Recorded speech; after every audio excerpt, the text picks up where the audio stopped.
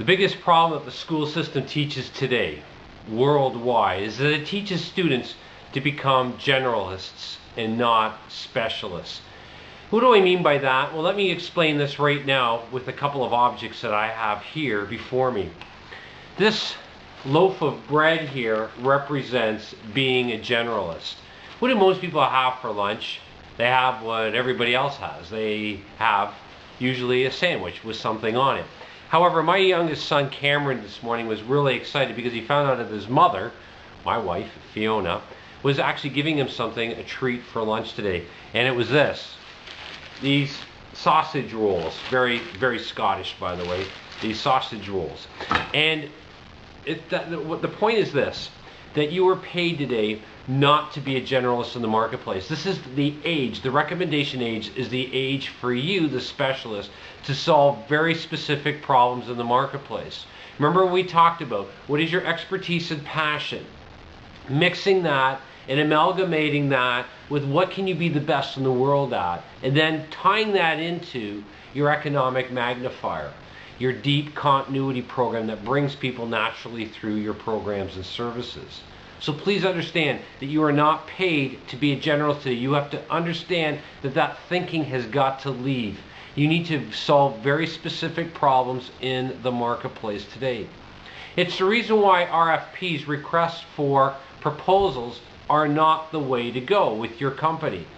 You never, ever, ever want to respond to that, because who's controlling what it is that they think that they want? It's the company. When your job is to not come at it from a presentation point of view, which is really what an RFP is. When you respond to what's a request for proposal, you're trying to meet their wants and needs, but they have no idea ultimately what their wants and needs are. That's your job.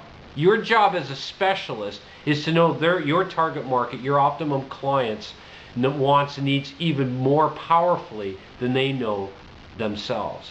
Let me give you an example of somebody who's doing just that in the marketplace. Her name is Sandra Bailey, and she is one of the hundreds and hundreds of people that we work with globally.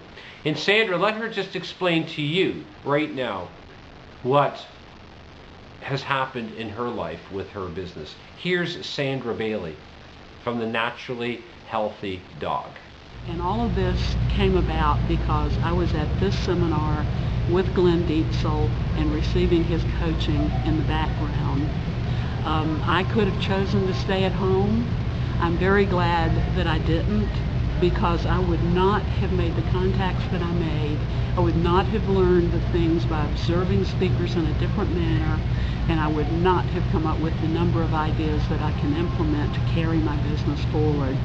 So I really thank Glenn for issuing the invitation to me to join him at this event and join him in this new venture that he's starting on. So thank you very much, Glenn. And if you have the opportunity to participate with Glenn in a program like this, be sure to take advantage of it, because it is very, very valuable. Thank you. You heard Sandra's story, and you saw what some of these principles and how she's applied those into her life and for her business. What I'm going to share with you right now is some powerful principles, the absolute most fundamental principles that you must know about branding. And it all starts with how to choose a proper name for your company, for the products and services that you're going to do. And I want you to make sure, again, that you write this down right now, because writing is the doing part of thinking. Here are the most powerful concepts that you must understand about branding. They are: